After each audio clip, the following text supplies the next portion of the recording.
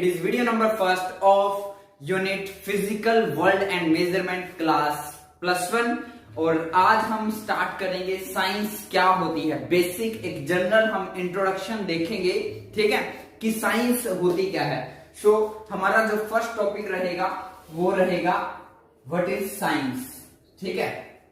So science का अगर basic meaning अगर हम देखें तो साइंस को अगर मैं बिल्कुल शॉर्ट से शॉर्ट टर्म में समराइज करना चाहूं, शॉर्ट वर्ड के अंदर या शॉर्ट सेंटेंस के अंदर मैं साइंस वर्ड को समराइज करूं तो it is step wise knowledge. इसको हम क्या बोलेंगे? स्टेप वाइज नॉलेज, ठीक है। एक सिस्टमैटिक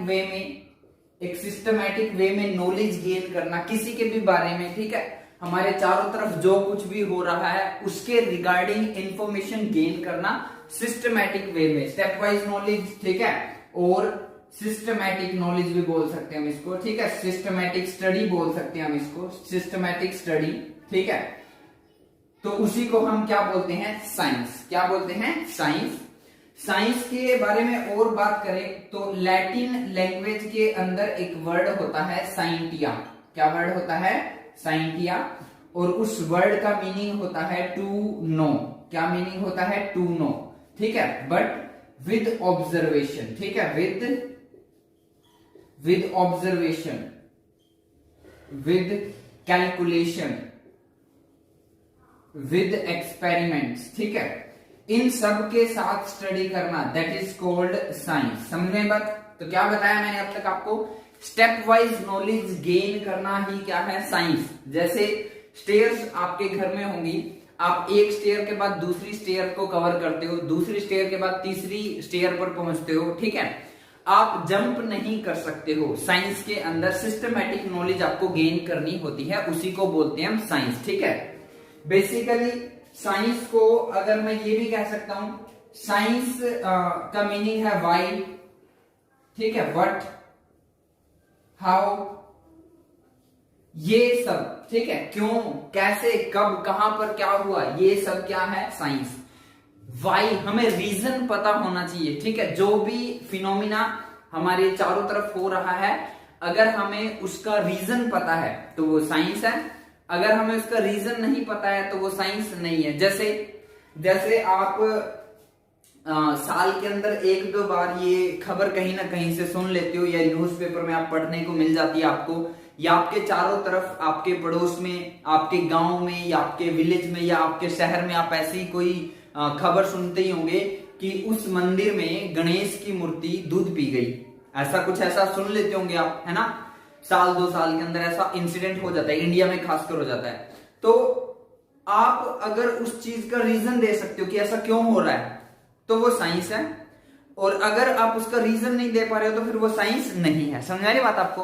तो आपको रीजन पता होना चाहिए, ठीक है, रीजन। अब आप बाइक में पेट्रोल डलवाते हो, बाइक चल पड़ती है, उसका रीजन आपको पता होना चाहिए तो वो साइंस है, अगर नहीं पता तो वो साइंस नहीं है। क्लियर? कई बार क्या करते हैं कई स्टूडेंट्स या कई पर्संस जो है साइंस को आर्ट के साथ रिलेट करते हैं, साइंस को आर्ट के साथ रिलेट करते हैं, जबकि आर्ट एक टोटली डिफरेंट चीज है, साइंस एक डिफरेंट चीज है, ठीक है। आर्ट को अगर मैं एक्सप्लेन करूं, आर्ट होता है way to express feeling, way to express feelings. हमारी इमोशंस को, फीलिंग्स को, ठीक है, एक्सप्रेस करने का जो मेथड होता है, शो करने का जो मेथड होता है, रिप्रेजेंट करने का मेथड जो होता है वो आर्ट होता है। साइंस में फीलिंग्स नाम की कोई चीज नहीं होती है, इमोशंस नाम की कोई चीज नहीं होती है। जैसे आप टेम्परेचर को मेजर कर सकते हो, आप फोर्स को मेजर कर सकते हो, आप प्रेशर को मेजर कर सकते हो, बट आप फीलिंग, इमोशंस को मेजर नहीं कर सकते हो, ठीक है। जैसे आप एक मदर अपने बच्चों को कितना प्यार करती है आप ये मेजर नहीं कर सकते। तो फीलिंग्स या इमोशंस की साइंस के अंदर कोई नीड नहीं होती है, कोई रिक्वायरमेंट नहीं होती है, कोई जगह नहीं होती है। जैसे फॉर एग्जांपल AR रहमान का नाम सुना होगा आप सबने। अब AR रहमान को आप कुछ भी लिख कर दे दो, कुछ भी लिख कर दे दो, वो उसके लिए टोन बना देगा, ट्यून बना देगा, म्यूजिक बना देगा, म्यूजिक कंपोज कर देगा। आप नहीं कर सकते हो। तो AR रहमान के पास वो आर्ट है, ठीक है। मैं आपको फिजिक्स टीच कर रहा हूं, आपको अच्छे से समझ में आ रही है तो ये मेरे पास एक आर्ट है, नहीं तो आप बुक से भी पढ़ सकते थे, ठीक है। सेकंड, मान लो मेरी जगह कोई और टीचर आ जाए वो फिजिक्स मुझसे भी बहुत अच्छी पढ़ाता है, उसके पास भी अपनी एक आर्ट है। आपको क्या पता समझ में आती है कि नहीं आती है, रीजन कुछ भी हो सकता है, क्या पता वो चाइनीज लैंग्वेज में समझाता है और चाइनीज लैंग्वेज आपको समझ में नहीं आती है। तो आर्ट होता है हमारी फीलिंग्स को, हमारी इमोशंस को एक्सप्लेन करना, एक्सप्रेस करना, ठीक है, दूसरों को बताना, ठीक है। और साइंस टोटली डिफरेंट होती है। साइंस होता है हमारे फिनोमिनास को स्टडी करना, जैसे दिन होता है, दिन के बाद रात होती है, हर रोज सन ईस्ट साइड से निकलता है, वेस्ट साइड में सेट हो जाता है, ठीक है। अर्थ रिवॉल्व भी करती है, रोटेट भी करती है, ठीक है। बारिश होती है, ठीक है, एटमॉस्फेयर चेंज होता है, ठीक है, वेदर चेंज होते हैं। तो ये सब क्यों हो रहे हैं, क्यों, रीजन अगर आप दे सकते हो तो वो साइंस है, अगर आप रीजन नहीं दे सकते तो वो साइंस नहीं है। नेक्स्ट हम डिस्कस करें, तो नेक्स्ट हम डिस्कस करते हैं साइंटिफिक मेथड। साइंटिफिक मेथड क्या होता है, ठीक है, किस मेथड को हम साइंटिफिक मेथड बोलते हैं और किस मेथड को साइंटिफिक मेथड नहीं बोलते हैं। ऐसे हर किसी मेथड को हम साइंटिफिक मेथड नहीं बोल सकते हैं। साइंटिफिक मेथड होने के लिए साइंस के अंदर डिस्कवरीज में बहुत टाइम लगता है। वो टाइम सेकंड्स का भी हो सकता है, मिनट का भी हो सकता है, आवर का भी हो सकता है, डेज में भी हो सकता है, वो ईयरली भी हो सकता है, वो कई सालों का भी हो सकता है। डिस्कवरीज होने में 100 साल, 200 साल लग जाते हैं। एक पीढ़ी से 7वीं पीढ़ी आ जाती है फिर भी डिस्कवरी नहीं हो पाती है। इतनी लंबी प्रोसेस होती है और इतनी छोटी सी भी हो सकती है, कुछ सेकंड के अंदर डिस्कवरीज हो जाए, ठीक है। तो हर रोज कुछ नया सीखना, नया इन्वेंट करना, दैट इज कॉल्ड साइंस। तो साइंटिफिक मेथड के कुछ स्टेप होते हैं, जैसे फर्स्ट होता है ऑब्जर्वेशन, ठीक है, ये सभी स्टेप मैं आपको एक्सप्लेन करूंगा। सेकेंड मेथड होता है एक्सपेरिमेंट। थर्ड मेथड होता है रीजनिंग, थर्ड स्टेप होता है रीजनिंग, ठीक है। फोर्थ स्टेप होता है मैथमेटिकल मॉडलिंग। फोर्थ स्टेप क्या होता है, मैथमेटिकल मॉडलिंग। फिफ्थ स्टेप क्या होता है, प्रेडिक्शन। फिफ्थ स्टेप क्या होता है, प्रेडिक्शन। और सिक्स्थ स्टेप होता है वेरिफिकेशन। सिक्स्थ स्टेप क्या होता है, वेरिफिकेशन। समझ में आया मैंने क्या बताया। कोई भी डिस्कवरी होगी तो वो इन 6 स्टेप को फॉलो करेगी। पहले क्या होगा, सबसे पहले होगा ऑब्जर्वेशन। जैसे एक पर्सन ने ऑब्जर्व किया कि हर रोज सन ईस्ट से निकलता है, लेट्स से 5:30 पर हर रोज सुबह निकल जाता है, ठीक है। ये क्या है, ऑब्जर्वेशन।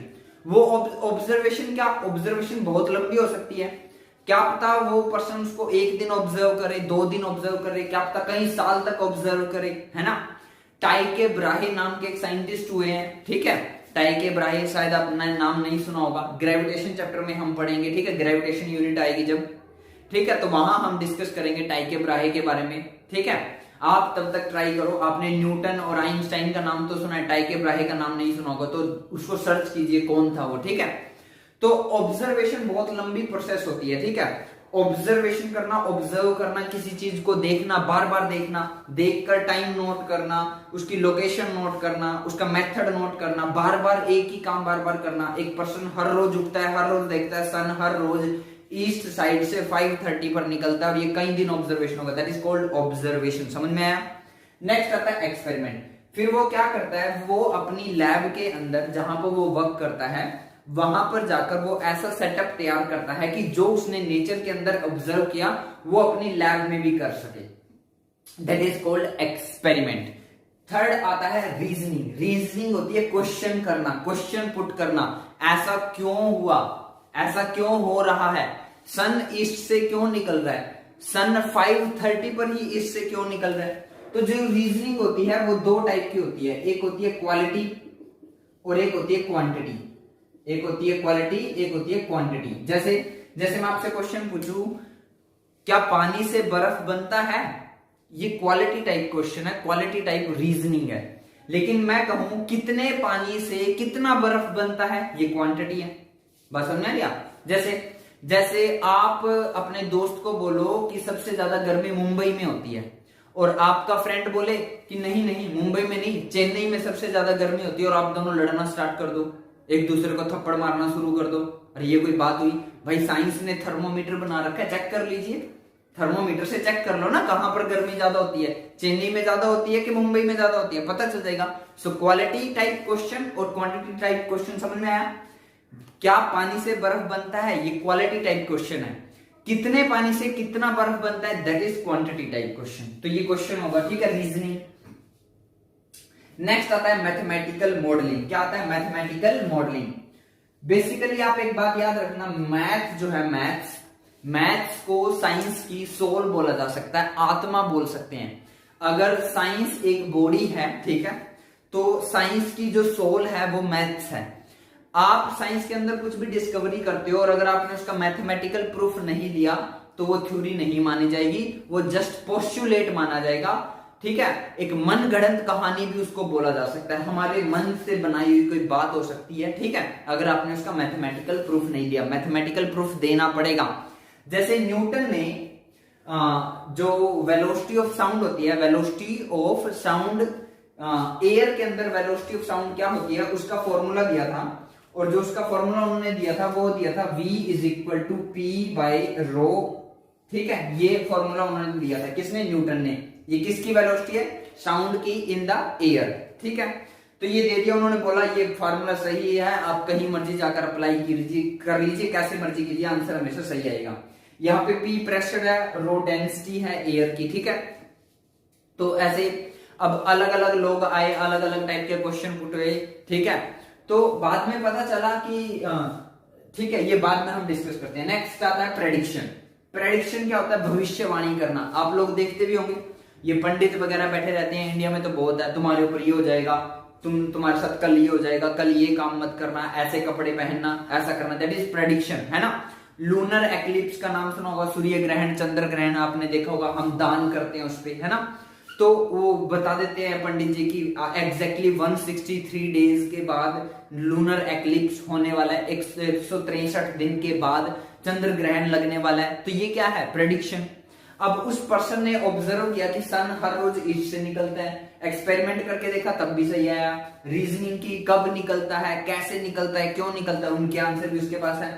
मैथमेटिकल मॉडलिंग भी तैयार हो गई, प्रेडिक्शन भी वो कर देता है। प्रेडिक्शन कैसे करेगा, वो लोगों को बता रहे हैं, देखो उधर से ईस्ट साइड से सन 5:30 पर निकलेगा, और निकलता है, लोग बोलते हैं हाँ क्या कमाल हो गया, है ना। That is called prediction. बात समझ में आपको, प्रेडिक्शन भविष्यवाणी करना। फिर आता है वेरिफिकेशन। क्या आता है, वेरिफिकेशन। अब जब न्यूटन ने ये फॉर्मूला दिया तो उसके फॉर्मूले की भी वेरिफिकेशन हुई। वेरिफिकेशन हुई तो पता चला कि ये गलत है, इसमें अभी एक फैक्टर और आना पेंडिंग है, और वो फैक्टर होता है P बाई रो, और यहां मल्टीप्लाई में एक R फैक्टर आ जाता है, ठीक है। क्या फैक्टर आ जाता है, R। वो क्या होता है वो तो हम बाद में डिस्कस करेंगे। तो ये वेरिफिकेशन होता है। वेरिफिकेशन मतलब क्या, उसके सभी स्टेप सही हैं। ये वो स्टेप है, आपने सांप सीढ़ी का गेम खेला है, ठीक है। सांप सीढ़ी के गेम में आपने देखा होगा 99 पे एक सांप होता है, ठीक है, स्नेक होता है, और वो 10 से नीचे आकर रुकता है। मतलब आपने सब स्टेप पार करने के बाद अगर 99 वाले स्नेक ने आपको बाइट किया तो आप 10 से नीचे आ जाओगे। मतलब आपने एक थ्योरी एक्सप्लेन की साइंस के अंदर, उसकी ऑब्जर्वेशन स्टेप को भी क्लियर किया, एक्सपेरिमेंट को भी क्लियर किया, रीजनिंग को भी क्लियर किया, मैथमेटिकल मॉडलिंग को भी क्लियर किया, प्रेडिक्शन को भी क्लियर किया, बट वेरिफिकेशन नहीं हो पाया। वेरिफिकेशन नहीं हुआ तो आपके 5 स्टेप भी वेस्ट है, आपको कोई नोबेल प्राइज नहीं मिलने वाला। यस, साइंस की फील्ड का सबसे बड़ा प्राइज नोबेल प्राइज, वो किसी डिस्कवरी पे, न्यू रिसर्च पर मिलता है। अभी 2020 का नोबेल प्राइज लेटेस्ट, ठीक है, अभी 2 दिन पहले ही मिला है, ठीक है। जिसको वो मिला है रोजर पेनरोज थे, रोजर पेनरोज, ठीक है। रोजर पेनरोज नाम के ब्रिटेन के साइंटिस्ट थे ये, ठीक है, ब्रिटेन के फिजिस्ट थे, ठीक है। इनको नोबेल प्राइज मिला है अभी अभी। क्या मिला है, नोबेल प्राइज। ये साइंस फील्ड का सबसे बड़ा प्राइज मिलता है, ठीक है।